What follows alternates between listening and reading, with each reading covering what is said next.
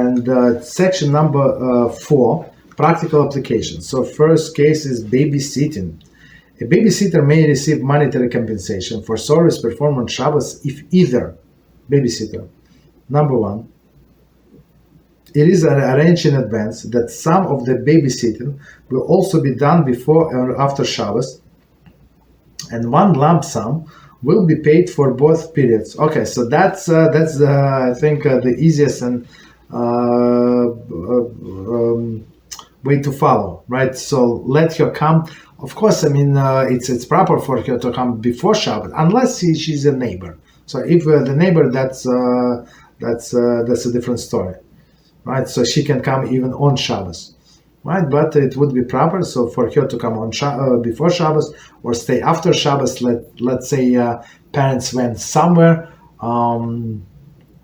to somebody's house and they're going to stay there and come back only after Havdalah. So yeah, that's not a problem. So she's going to stay after the Shabbos is over, right? Or come before, one of the two. So that's and she's going to get paid one lump sum for the whole thing. Okay, so meaning if she's going to walk away in the middle of Shabbos, she's not going to get paid.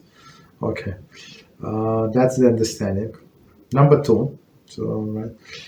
The babysitter provides some diapers, milk or something else involving an expenditure, and payment for the Shabbos service is included with a reimbursement for the expenses, right? So let's say they drop the kid off in a babysitter house, right? So she gave child milk, change diapers, with her diapers, this and that. I mean, like her own diapers. So right, feed the child, all of these things. Yeah. So they would do compensation for the food and for services.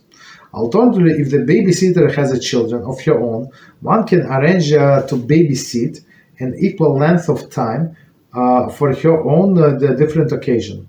Okay, so that's also possible, right? As we said, to do the babysitting instead, and that's what I know many women do. I mean, maybe not on Shabbos, but during the weekday, the one who have husband learning in college, and they working, right? They all have professions because they train themselves from early days, right? That's the life they would want to have. The husband would be a younger man, as we call him, right? So somebody would learn, right? And she would be like a working mother. So and they would work like several days a week, and they would switch. One of them would babysit all other children, and then they circle, right? And then taking turns basically. Very interesting. Next one is tutoring. B is tutoring. A tutor may be compensated for teaching on Shabbos if either he is required to tutor on a weekday as well and is paid one lump sum. So meaning that in order to cover like subject, whatever, right? So he needs 3 days, right? Three days to cover. So meaning that if he's not going to prepare our child who needs them, like who needs him, right? To prepare the child for a test or something, right? So he said how many classes, like so many hours. Each class is such length, right? So he said 3 days a week. So he said 3 days a week. No, our child cannot do he can do only Monday, Thursday, and Shabbos. Okay, Monday, Thursday, and Shabbos. That's it. So unless he would prepare like complete all of the hours, complete all of the material what he had, like who needs them. You understand? So that's the arrangement. B, number 2, he prepares for a tutoring before Shabbos, right? Meaning he has to look over. Meaning he's not like me reading from the books. He has to tell from his mind. Okay, so he has to prepare. How many hours he would spend to memorize, and of course make many mistakes, unless he's genius. Okay. Number 3, he incurs an expense for teaching material and payment for tutoring is lumped with the reimbursement, right? He had to make a copy from the book. If it's allowed, not allowed, it's a different story. Maybe it's a bad example. Maybe he prepared his own examples, like exercise or whatever. Give this to this person, ask him questions, 1, 2, 3, and give him like the sheet with the questions. Okay, so it's his preparation. Okay, so he can get paid for one lump sum for preparation and tutoring on Shabbos. One who tutors Torah subject may rely upon the opinion that permits compensation for performance of the mitzvah. Nevertheless, it is advisable to use one of the aforementioned arrangements. Right, it is permitted, but as we said, there is no blessing in the money. So there is no curse in the money, but there is no blessing. So we try to do, as he said, Rabbi said, one of the 3 things. Right, meaning what? Tutor on a weekday, like, and it's part of the same tutoring like program. Prepare or like incur some expenses. So okay, let's do one more. Waiters and cleaning help. A Jewish waiter should not be paid for work done on Shabbos unless his job requires him to do some work before or after Shabbos. Okay, so before Shabbos, as we said, set up, clean. After Shabbos, clean up. Okay. Or he is waiting during the week as well and is paid one lump sum. So meaning it's like as we say, continuous job. And he said that this guy said, unless you like, I'm relying on you. Unless you come, like if you come every day, like I need you for 4 days a week, I'm going to pay. If you miss 1 day, who needs you? I'm not going to pay. So that is there's some bosses like that. Okay. But that's Jewish pay. I mean, the Jewish pay meaning in order to get, in order to pay a Jew if he works only on Shabbos. So there is no preparation work. He's local. He can walk to the job. A non-Jewish waiter may be paid after Shabbos for work he does on Shabbos. No problem. I mean, most of the waiters are non-Jews. The same rules apply to domestic cleaning help. Right. Meaning that she came on Shabbos to help the hostess, right? To clean, right? To do all of these things. So yeah, there's no problem. You can pay her after Shabbos.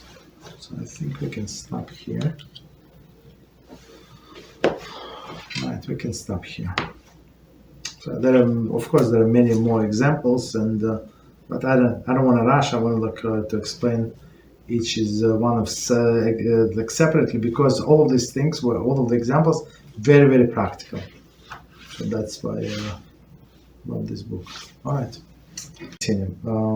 Rav, just to clarify, can a non-Jew waiter be paid after Shabbos for work he does on Shabbos without any pre-Shabbos work nor expenses? So that, yes, yes.